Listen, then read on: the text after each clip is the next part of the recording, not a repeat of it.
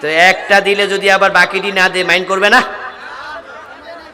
আচ্ছা, যারা porno star তাদের তাওবা কবুল হবে কিভাবে?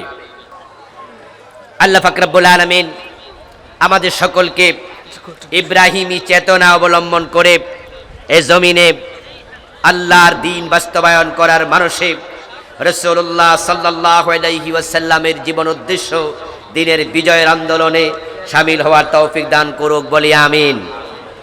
সম্মানিত দিনী ভাইরা, ভালো আছেন? আপনার জন্য আমি আসলে খুবই দুঃখিত।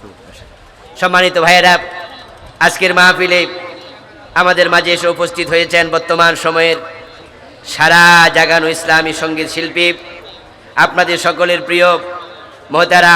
ইনশাআল্লাহ আপনারা ওনার মুখ থেকে আলোচনা শুনতে থাকবেন এবং ইসলামী সঙ্গীতও শুনতে থাকবেন। আমি বিদায় নিচ্ছি। তার আগে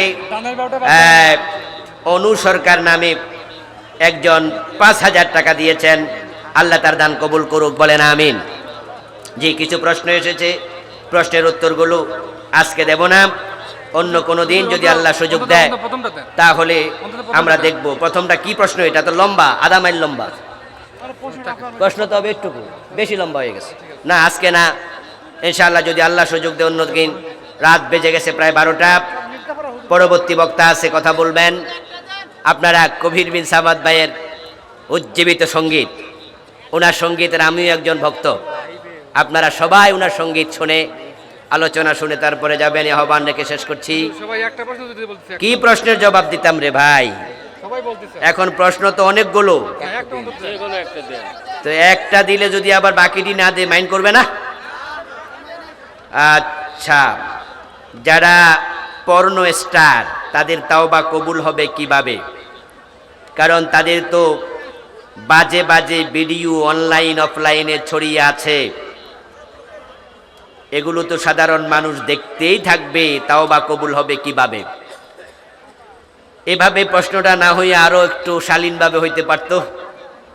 অর্থাৎ যারা বাজে ছবি অফলাইনে অনলাইনে আপলোড করে, তারা যদি তাওবা করতে চায়, সিনেমার নায়ক নায়িকা তাওবা করলো, আল্লাহ আমি আর সিনেমা করব না, কিন্তু সিনেমা হলে কি সিনেমা চলবে না? তো তাওবা করবে কেমনে? একটু জটিল। এজন্য ভাবিয়া করিও কাজ, করিয়া ভাবিও না।